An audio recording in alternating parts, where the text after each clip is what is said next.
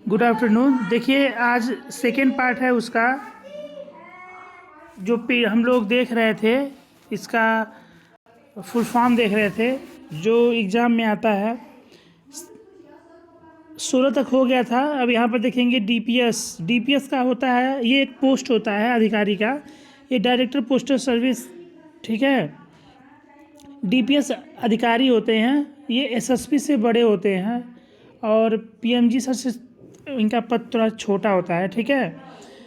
DPS होते हैं। और 18 नंबर पे है सीटीएमओ, मतलब computerised transit mail office. Transit mail office ये होता है, ये आरएमएस में होता है। आरएमएस में जहाँ पर बैगों का आदान प्रदान बस होता है, बैग ओपन नहीं होगा, बस आदान प्रदान होगा, उसको ट्रांजिट मेल ऑफिस बोलते हैं। अब वहाँ पर सी लग गया तो कंप्यूटराइज ट्रांजिट मेल ऑफिस, ठीक है। फिर एक हो गया टीएमओ, वही चीज़ ट्रांजिट मेल ऑफिस, ठीक है। एक और दूसरा होता है टेलीग्राफिक मनी ऑर्डर, ठीक है। फिर 19 नंबर पे लिखा हुआ है ईसीएस, मतलब इलेक्ट्रॉनिक क्लियरेंस सर्विस, ठीक है। अभी फुल फॉर्म में देखिएगा, जब एमसीक्यू आप देंगे तो वहाँ पर लिखा है, कहीं कहीं कन्फ्यूजन के लिए लिखा रहता है इलेक्ट्रॉनिक क्लियरेंस सिस्टम, तो सिस्टम नहीं है, ये है इलेक्ट्रॉनिक क्लियरेंस सर्विस, ठीक है। ये कहाँ पर यूज होता है, जैसे मान लीजिए जो पोस्टमैन ऐप होता है, पीएमए ऐप जो होता है, उसी के थ्रू हम लोग क्या करते हैं, जो लेटर डिलीवरी करते हैं, वही चीज़ होता है, ठीक है।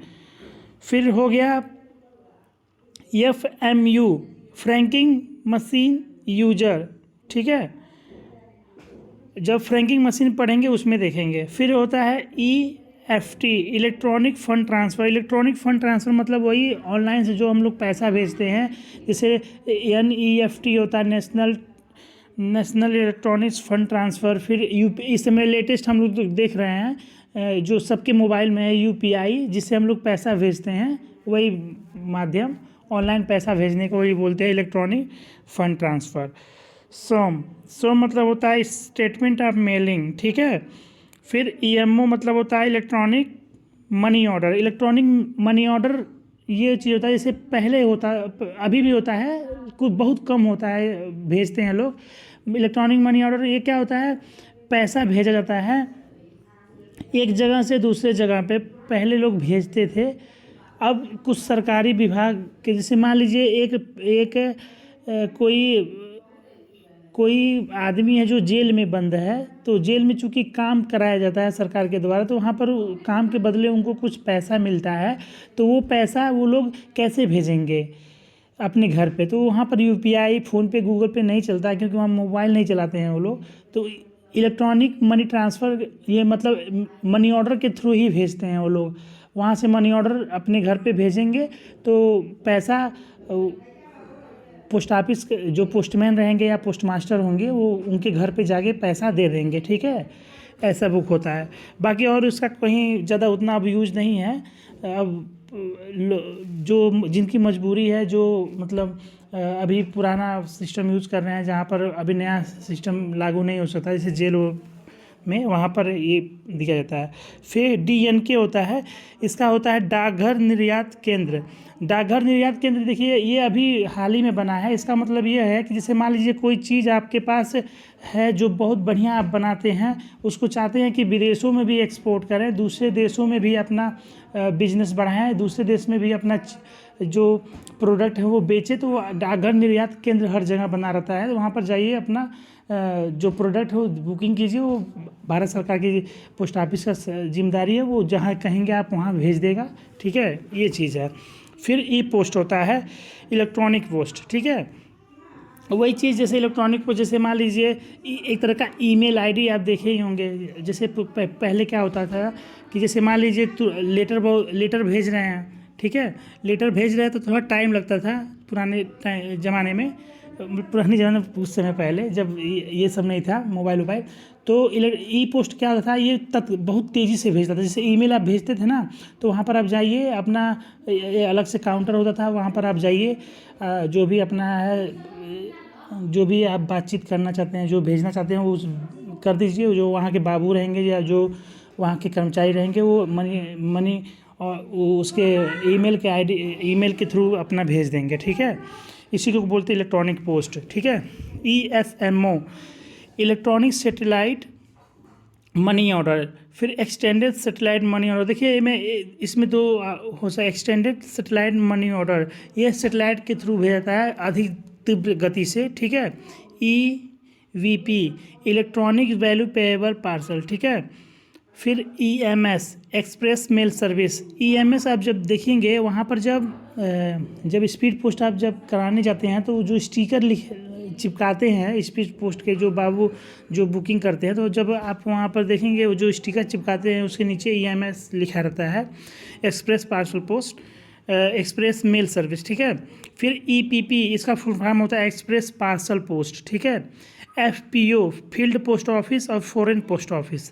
देखिए फील्ड पोस्ट ऑफिस क्या होता है, ये आर्मी पोस्ट ऑफिस का ये एक तरह का पोस्ट ऑफिस है, जहाँ ये क्या होता है दूर दराज के जो क्षेत्र होते हैं, बॉर्डर पे जो होते हैं, वहाँ पर जो पोस्ट ऑफिस होता है उसे फील्ड पोस्ट ऑफिस बोलते हैं। और फॉरेन पोस्ट ऑफिस भी क्या होता है, जैसे आप APS में चले गए, APS में जब आप चले जाएंगे तो आपको कुछ समय सर्विस कर लेंगे तो रेगुलर बेसिस पे कुछ कर्मचारियों को विदेश में भेजा जाता है, कुछ को भूटान भेजा जाता है, कुछ को सूडान, इजराइल, ऐसे कई जगह विदेशों में भेजा जाता है, ठीक है।